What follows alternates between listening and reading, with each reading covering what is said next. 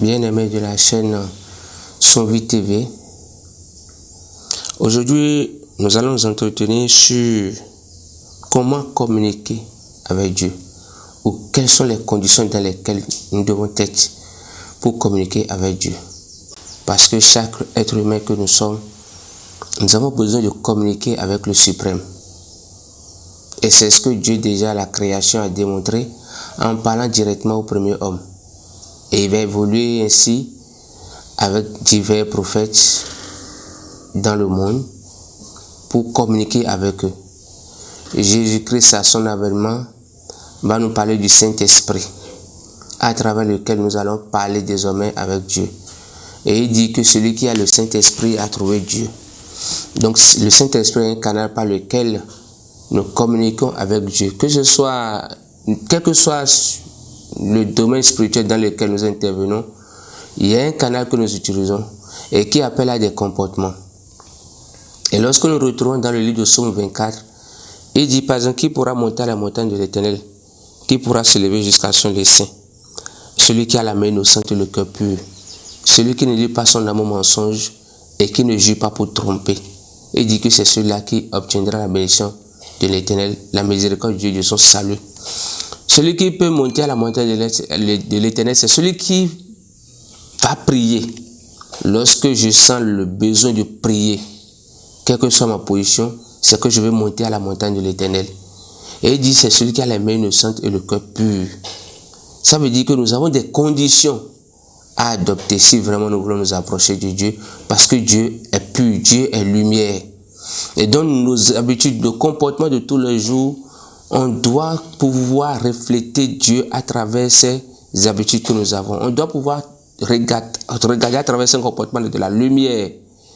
Est-ce que nous arrivons effectivement à nous comporter ainsi? Parce que c'est en fait ça le frein dans notre vie. C'est ce qui fait que nous prions et difficilement parfois nous n'arrivons pas à trouver la réponse à nos requêtes que nous exposons.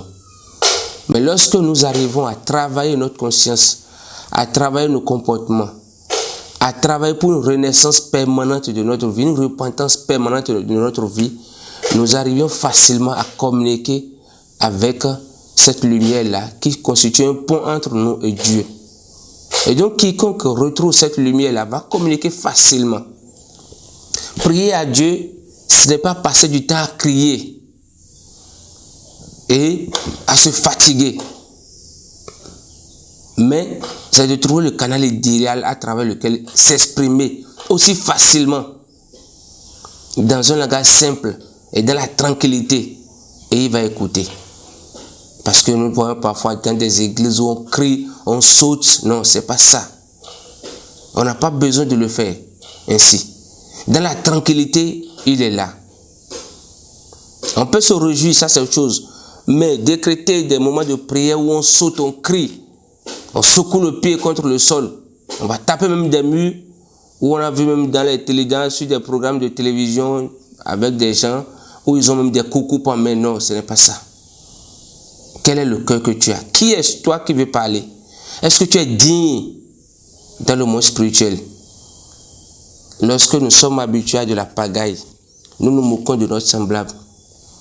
Nous passons notre temps à insulter les autres, à dénigrer, à saboter. Il sera difficile que l'Esprit de Dieu nous écoute, parce que l'Esprit de Dieu n'aime pas ces comportements-là.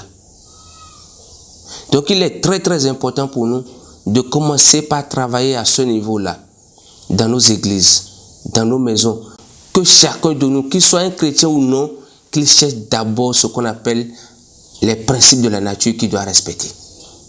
Parce qu'on a dit, ce que tu ne veux pas qu'on te fasse, ne le fais pas à l'autre aussi. À partir de ce moment, il faudrait que nous réfléchissions. Ce qu'on nous a donné comme interdit, des prescriptions à respecter, appliquons-les. Parce qu'il a dit dans Deutéronome 28, si tu m'obéis et tu honores mes commandements, voici les bénédictions qui vont t'accompagner. Eh bien, il dit, si tu me désobéis en ne respectant pas mes commandements, voici les malédictions qui vont te suivre. Ça veut dire quoi? Dieu appelle l'homme à chercher la droiture, à chercher la bonne manière. Est-ce que nous cherchons la bonne manière? C'est ça le plus important que nous devons commencer par évaluer en nous. Et nous allons remarquer que déjà, dans son développement, nous lisons au niveau du livre de Jacques 4, à partir du verset 8, « Approchons-nous de Dieu, et il s'approchera de nous. Nettoyez vos mains, pécheurs, purifiez vos cœurs, hommes irrésolus. » Il dit de s'approcher de Dieu, et il s'approchera de nous.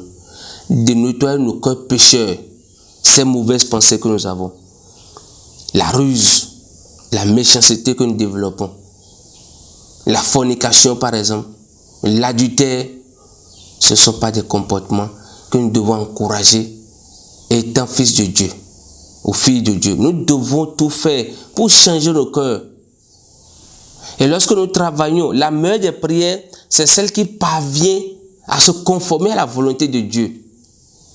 Et lorsque nous parvenons à nous conformer, à travailler pour se conformer à la volonté de Dieu, je vous assure, si vous devez faire 5 minutes de prière pour être exaucé, en moins d'1 minute, vous êtes déjà exaucé. Donc, cherchons vraiment Dieu dans tout ce que nous faisons. Marchons selon sa volonté.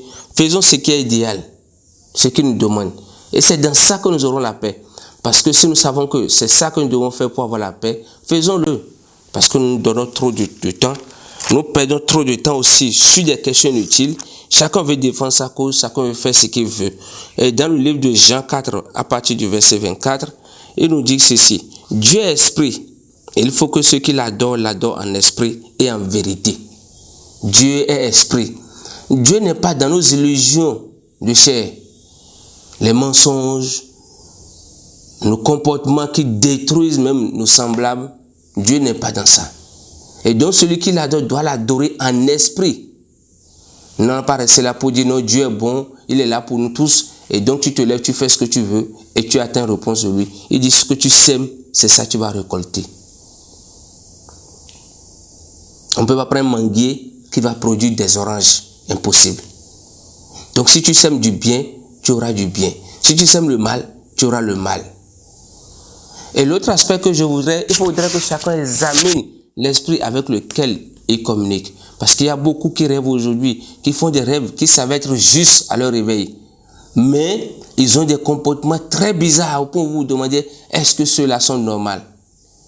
Il y a aussi des serviteurs de Dieu que nous connaissons, qui prédisent même l'avenir, qui font bien, qui disent des choses de bien. Mais quand vous regardez les comportements, les habitudes de tous les jours, ils vont en déphasage avec la volonté de Dieu. Est-ce que c'est vraiment l'Esprit de Dieu qui travaille en eux? Le malin aussi a le don de prophétie. Le malin aussi a le don de songe. Donc il faudrait que parce que tu fais des songes, parce que tu arrives à prédire l'avenir, que cela t'amène à dire que tu es lié de Dieu. Quel est l'esprit que tu utilises? Ce sont tes comportements, tes habitudes qui vont le témoigner. Alors examinons-nous pour savoir si nous sommes dans la vraie connexion. Et donc celui qui par exemple ment et qui profère des menaces, qui fait de n'importe quoi, il aura un canal de communication. Il peut prier et il sera exaucé. Parce que l'esprit qui agit en lui va l'exaucer dans ce qu'il fait. Mais à un moment donné, il sera perdu dans ses énergies et il y aura une dégringolade dans sa vie. Et c'est en ce moment qu'il comprendra que, en réalité, il ne communiquait pas avec Dieu, mais qu'il communiquait avec un malin qui est en train de détruire sa vie. Donc, examinons-nous à travers nos comportements pour savoir si vraiment nous nous approchons de Dieu.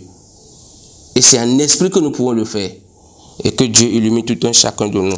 Nous allons finir ce développement à travers le livre de Jean 21, à partir de son chapitre, à partir de son verset 13.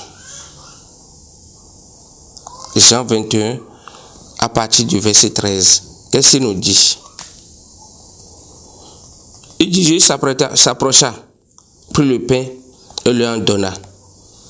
Et il fit de même du poisson.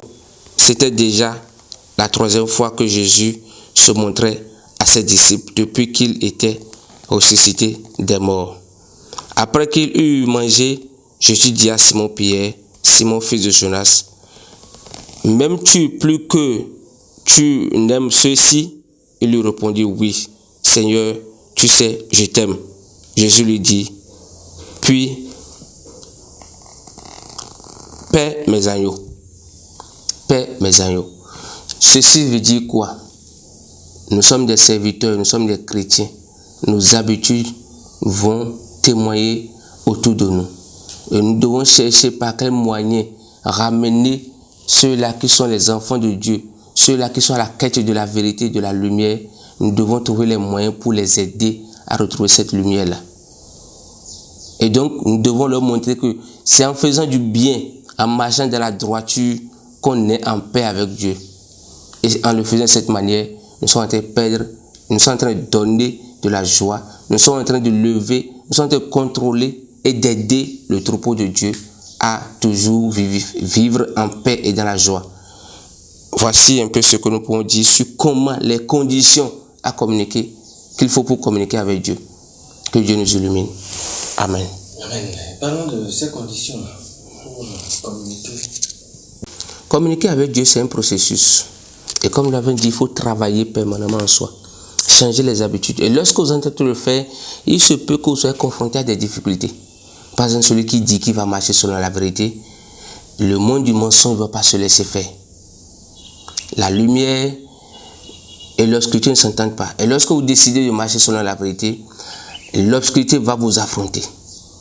À partir de là, vous devez savoir que vous êtes sur la bonne ligne. Maintenant, lorsque vous communiquez, vous priez, et vous savez que vous marchez selon la volonté de Dieu, vous priez, vous allez constater que quand vous priez, il y a toujours une réaction qui viendra. Il y a une réponse qui viendra, soit en songe, soit par message, ou soit par un prophète que vous ne connaissez pas, ou même que vous connaissez, à qui vous n'avez même pas dit que vous êtes en train de formuler une requête de prière, que Dieu va inspirer peut-être, parce que vous n'avez pas encore la capacité de sonder la voix de Dieu, ou de sonder les rêves que vous avez. Donc Dieu, à un moment donné, quand vous lui parlez, il va utiliser des canaux pour vous répondre. Et lorsque vous parlez, par exemple, et vous n'avez pas de réponse, vous avez décidé de faire 3 jours de prière, vous n'avez pas de réponse, vous dites, ok, je reprends peut-être pour 3 jours, je n'ai pas de réponse. À un moment donné, arrêtez-vous et demandez, est-ce que tu m'entends? Il faut poser la question à celui à qui tu parles. C'est comme à la maison, quand la femme parle à son mari, le mari est tranquille, le mari ne répond pas. À un moment donné, la femme lui demande, est-ce que tu m'entends? Ou le mari demande à sa femme, est-ce que tu m'entends?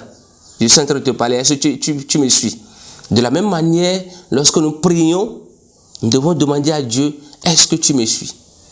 Quand nous ne l'entendons pas. Parce qu'il peut y avoir un comportement qui soit là et qui constitue un frein à notre message envers lui. Parce qu'il dit qu'il pourra monter à sa montagne. Si nous avons déjà des choses cachées en nous, il y a un cas où nous avons vu par exemple où la personne a eu un problème avec un de ses semblables et il a commencé par faire une prière de 7 jours. 3 jours après, on lui révèle cette crise qu'il y a entre elle et la personne. Elle pense avoir oublié. Mais l'ange dit, puisque vous n'êtes pas parlé et que jusque-là tu continues pas à garder ton semblable dans ton cœur, il faut alors lui parler.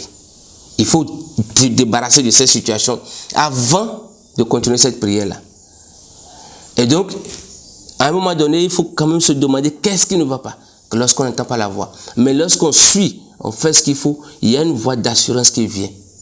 Une certitude qui est en soi.